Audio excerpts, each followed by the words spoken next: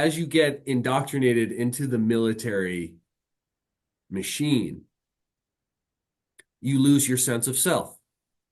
That's the point. They shave your head. You don't have a first name. Sometimes you're just a number, right? You're a title. And that's how it works. And I understand that and I appreciate that. Because if there was just all individual folks, it'd be hard to do what the military is trained to do. So the military is very, very, very effective at helping you forget about yourself. Why I think a lot of veterans struggle in the transition of coming back home. Again, not the physical home, but the metaphorical home, back home to yourself, is that I was 18 when I entered the military machine. And here I was at 30 coming back home, and I had no idea what I was coming back home to. I was in denial of my humanity. Because again, in the military too, emotions get in the way. If you're on a mission and you feel fear, they train you how to compartmentalize that fear. So here I was 30 years old and I had no ability, no know-how on how to process and embrace my humanity.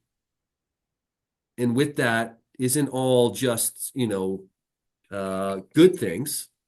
Your humanity, to be human, is to feel everything. Mm.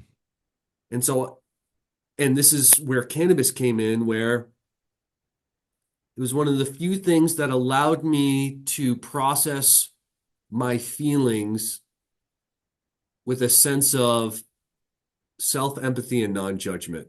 Mm. To say, oh, here we are. Here's fear. Okay. I can be afraid. That's okay. I'm human.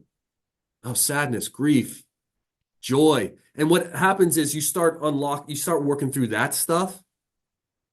Now you start feeling intimacy, joy, gratitude, all the other stuff too. But what I've come to appreciate is that you can't have one without the other. And that's what I mean by knowing yourself, knowing what it feels to feel afraid. And then understanding that there's a difference between feeling fear and being afraid, feeling sadness and becoming sad. And so what we're trying to do at Jane and this tenet of knowing yourself is to come from a place of being human.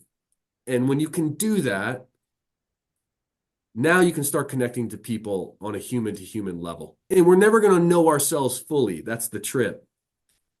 But I have a sense of self. I have a sense that I'm a human being. And in turn, what that means is I have a sense that you're a human being too. Let's relate on that level. And from there, now culture is made, products are created, sales are closed, money is raised. That's how we do it.